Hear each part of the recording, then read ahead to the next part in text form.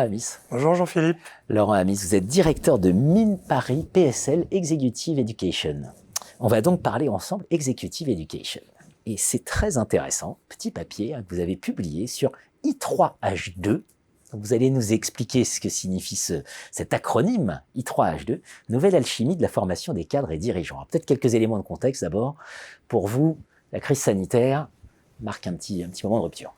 Un petit moment de rupture, effectivement, puisque la presse, les médias nous abondent d'enquêtes, de résultats de sondages d'opinion sur le désengagement relatif des collaborateurs, qui se traduit soit par la grande démission, soit par la démission plus silencieuse, la quiet quitting, ou encore le bore-out, cet ennui dans le travail, qui serait lié effectivement à cette espèce de désengagement relatif et cette quête de sens, auquel, je dirais, n'échappe pas la formation, parce que la formation étant une composante du travail, ces mutations, effectivement, invitent à repenser la formation et à la réenchanter pour redonner du sens, je dirais, à cet acte qui participe de la relation au travail.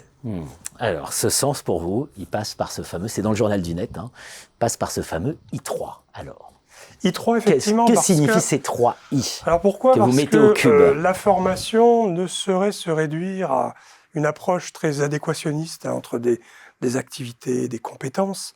Bon, approche portée par la certification professionnelle et défendue par France Compétences, avec ses fameux référentiels, activités, emploi, compétences. Mais je dirais, ce n'est pas ce qui fait rêver. Donc il y a besoin de réenchanter, je dirais, la formation. Et comment la réenchanter? Effectivement, au travers de trois déterminants qui sont pour moi l'expérience ou l'immersion, l'inspiration et l'impact. Voilà. Pour faire rêver, effectivement, il implique de faire vivre une expérience apprenante, qui plus est à des talents, des cadres ou décideurs, de les sortir de leur quotidien, de la verticalité, je dirais, des organisations dans lesquelles ils sont, et leur faire prendre un pas de côté pour mieux appréhender, je dirais, la complexité des enjeux qu'ils doivent adresser.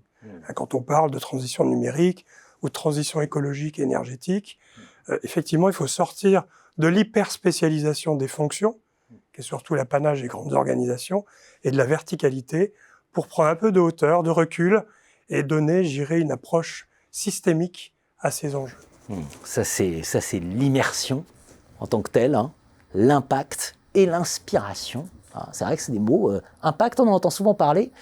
Immersion et inspiration, moins. Alors l'inspiration, oui, puisque comme je disais, l'intérêt est effectivement de faire prendre un pas de côté à des cadres ou décideurs qui sont dans des fonctions qui restent quand même assez silotées, et du coup d'inviter à d'autres regards, d'autres expériences, et de prendre un pas de côté pour inspirer. Je prendrai un exemple à l'École des Mines de Paris. Dans sa partie Executive Education, nous avons développé un partenariat avec l'école pro du Centre Pompidou.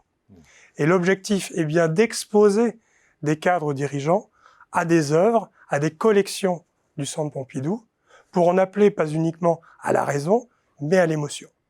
Quand on parle de transition écologique aujourd'hui, les solutions ne passent pas uniquement par la raison, mais aussi par l'émotion. Bien sûr.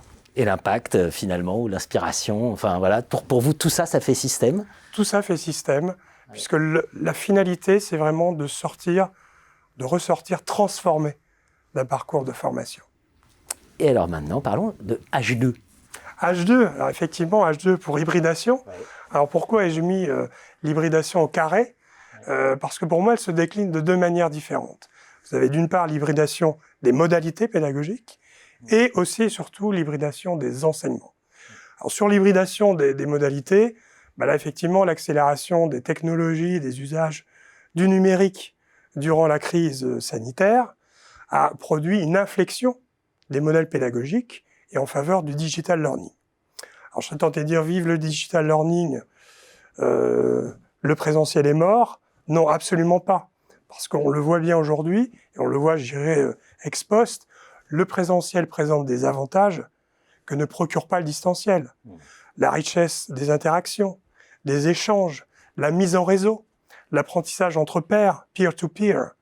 Cette alchimie se produit dans une salle, autour d'un café, et en tout cas dans un cadre présentiel. Alors, est-ce à dire pour autant qu'il faut nier effectivement cette évolution, cette mutation des modalités pédagogiques? Non. Le distanciel et le digital learning peut s'intégrer dans les parcours en présentiel, mais lorsqu'il est bien pensé, et non pas juxtaposé, mais intégré, scénarisé dans un parcours, et plutôt sur de la remise à niveau de connaissances de base ou de textes réglementaires pour lesquels l'auto-apprentissage peut suffire.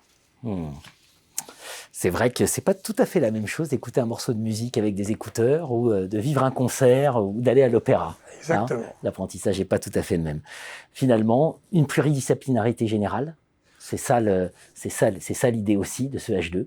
Effectivement, puisqu'aujourd'hui, face à la complexité des enjeux auxquels doivent répondre les entreprises, les approches qui doivent être favorisées et développées dans les entreprises, et donc dans la formation, ce sont des approches pluridisciplinaires.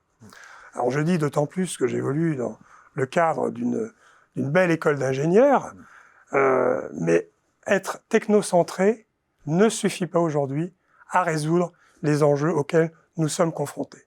Je prendrai l'exemple des ODD, des 17 objectifs de développement durable. Les réponses ne sont pas uniquement dans l'innovation et la technologie. Et d'ailleurs, mon collègue enseignant-chercheur Franck Agéry en parlerait mieux que moi, en développant des approches plus responsables en matière de modèles de production et de consommation, l'économie circulaire, la sobriété. Et donc, au-delà des sciences de l'ingénieur, il y a nécessité, je dirais, d'y intégrer les sciences de gestion, mais pas uniquement, et aussi ce qu'on occulte parfois, les sciences humaines et sociales, les humanités, qui peuvent aussi apporter des réponses à des enjeux et des défis aussi complexes que nous avons à relever. I3H2 devient d'autant plus décisif que nous vivons à l'heure de ChatGPT. Et on peut avoir un peu l'impression que ça y est, là, ça va tout emmener, etc. Et vous nous dites non, non, non, surtout pas. C'est plus que jamais. Il faut mettre au cube et au carré le I et le H. Tout à fait.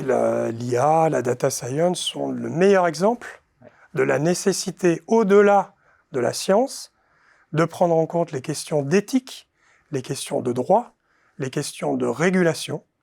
Et si, effectivement, Rabelais était encore de ce monde, il ne renierait pas, je pense, sa maxime « Science sans conscience n'est que ruine de l'âme ».